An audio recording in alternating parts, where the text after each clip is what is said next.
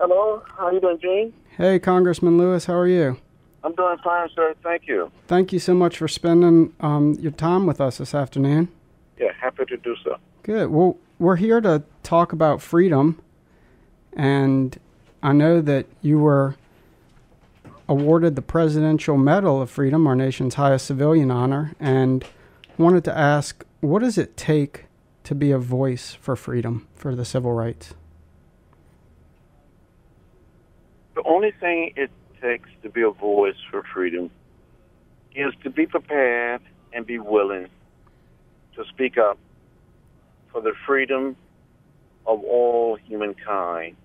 When you see something that is not right, something not fair, not just, when you see people being mistreated or people being held down because of their class, their race, their religion, or national origin, you have a moral obligation to do something, to find a way to change things. And sometimes you have to use the Bill of Rights, the right to dissent, the right to protest, the right to speak up, to speak out, the right to just be a voice. Yeah, be a source of inspiration to others. Which you certainly have been. One thing I like, and I know Matt was kind of instrumental in this as well, but in your re-election campaign, you use your mugshot with the caption, "Getting into good trouble since 1960. Will there always be a cost to be free?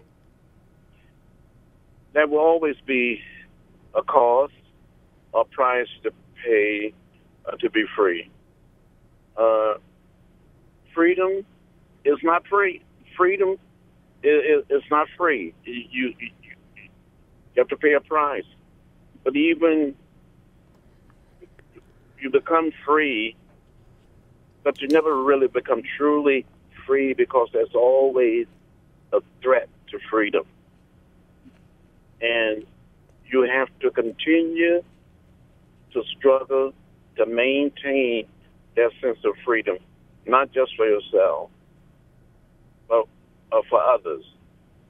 Because there's always some force or some group trying to take your freedom away or to limit your freedom. And you mentioned before, just a minute ago, having this courage to stand up. There's the courage within you, and then there's other people around those people who choose to stand up. And I'm curious, what did your parents think when you got involved? I mean, you were young, you were a teenager when you started being a civil rights activist. When I was much younger, as a teenager, I heard the words of Martin Luther King Jr. on the old radio. It seemed like he was speaking directly to me. I heard about Rosa Parks. I was deeply inspired by what I had heard Dr. King said about what Rosa Parks did. And reading the stories of so many other people, not just in America, but around the world. And I wanted to do something about what I saw. When my mother and father heard that I was sitting in at lunch counters or going on a freedom ride, they thought I was going to get hurt or maybe killed. And they told me not to get in trouble, don't get in trouble. But I got in trouble. It was good trouble. It was necessary trouble to help make our country a better place, but help to free America.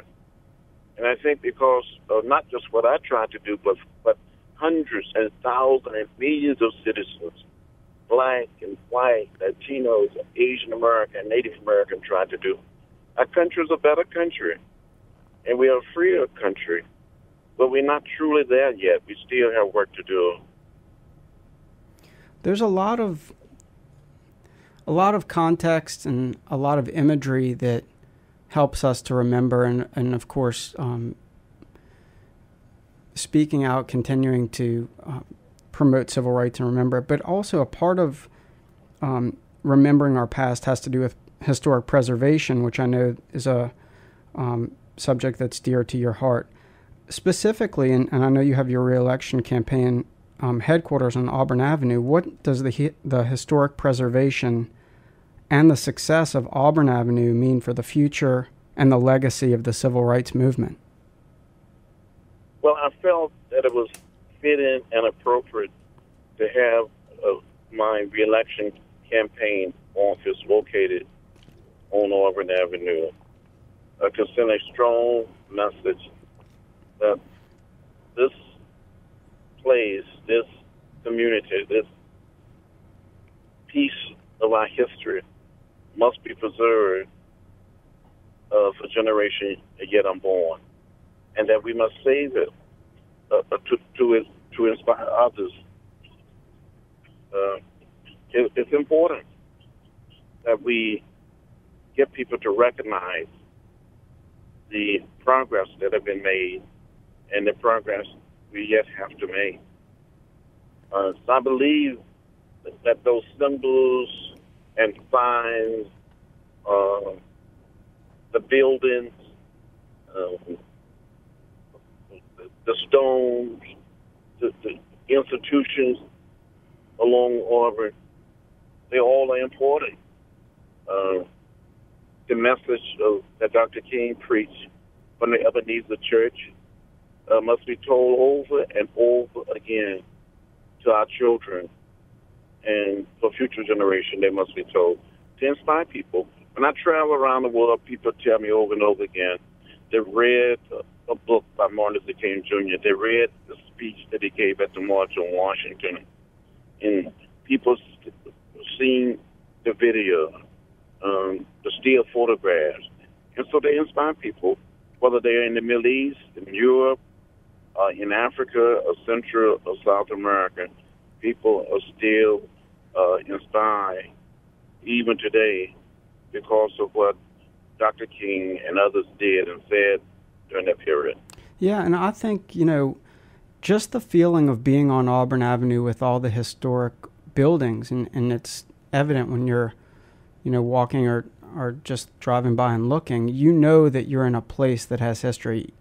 You don't even have to know what that history is, but you kind of want to learn more by being there. Well, when I walk up and down Auburn or going to certain buildings, whether it's walking on a sidewalk, you have this feeling that there's something very special, almost sacred, about Auburn Avenue. And there's so many other historic sites in the city of Atlanta, but I do think Auburn Avenue is something very special. It is a gem. It is something that we must come to appreciate. And we got to get our children, our young people, and others to understand, and especially people that move to Atlanta, that they hadn't grown up, to understand what they're living among and to understand this history, to take it in, to absorb it, and let it become a part of them. I think that's a nice segue to progress, and with progress, oftentimes there needs to be, in the way of physical development is tied to cultural development, there needs to be new buildings, and the National Center for Civil and Human Rights will be here in Atlanta. I'm wondering, what sense of pride did you feel with the groundbreaking? Well, the groundbreaking for this Center for Civil and Human Rights is a significant step down a very long road to create a first-class museum,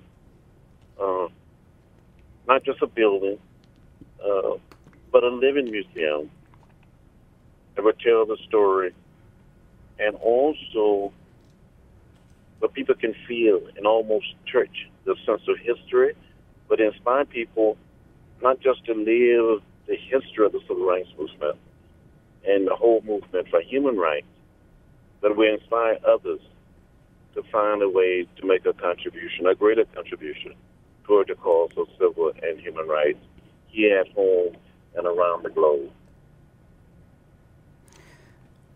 Turning for a minute to art, which I know is another one of your passions, there's a great sculpture, The Bridge by Thornton Dial, at the John Lewis Plaza in Freedom Park. Can you talk to me for a minute about what that means to you? It means a great deal to me to have this work of art, this piece that Thornton Dial developed as a tribute to me.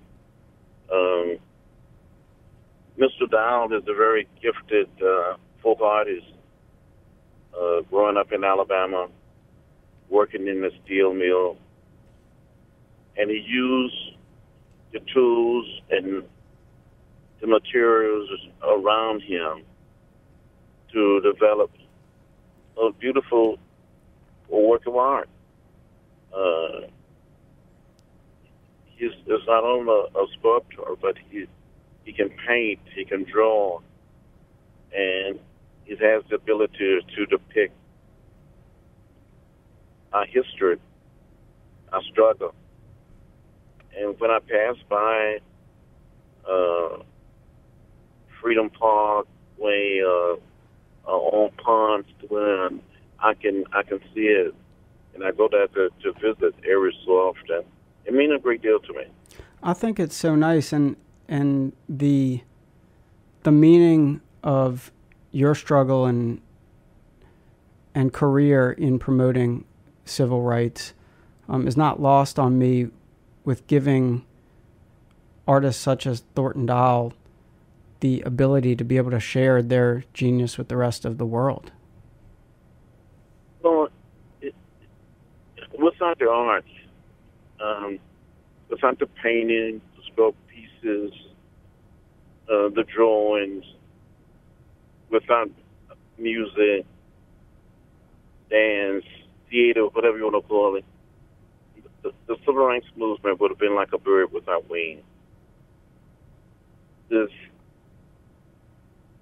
somehow, in some way, artists were able to tell us in a great way something about the distance we've come, about our past, our present, but also about our future as a people and as the members of the world community.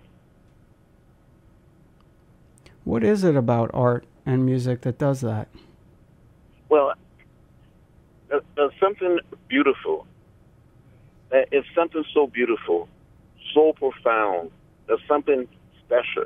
There's something almost sacred about art. And sometimes you look at participate in a visit to a gallery or to a theater or to see a dance or hear someone playing an organ, a piano, a horn, or whatever. It pulls you, it inspires you, it educates you, it moves you. Yeah, it feels to me like, I mean, like you said, it does. It's beautiful and it's inspiring and moving, and sometimes you don't even know where it comes. And I know there were a lot of very bleak, angst-filled days, strife during the civil rights movement, but that religion was big to you in helping carry on. And there's something that we don't know about religion, I think, that helps give that inspiration, and sometimes that can take the form and the expression of art. So I agree. Yes, sometimes when you are involved in the appreciation of the arts, it moves people in different ways, different forms. It may move you to laugh. just a smile. It may move you to cry and shed some tears, but it could move you to stand up and make you more determined to continue to engage in a struggle to make things better for all humankind. Yeah, I agree. You know, I read, unfortunately I wasn't able to be there in person to hear, but I read Pearl Clegg's poem in commemoration of the groundbreaking for the center, and it inspired me to figure out what I want to do to get involved more and to help. So I think you're right. Congressman, I know you're very busy. I promised Matt we'd be at 15 minutes. We're at 16, but I got to tell you, I'm very proud to talk to you, and I'm proud for all that you've done for our country and for freedom and civil rights. Well, thank you so much. Been an honor, a real pleasure to be interviewed by you, and thank you for all that you're doing, and I appreciate it. And I'm honored that you would take the time to interview me and to make the wonderful contribution that you're making. I appreciate it. Thank you so much, and have a great day. And I know who I'll be voting for. Well, thank you. You have a wonderful day, too. Thanks. Take care. Okay. Bye. Bye-bye.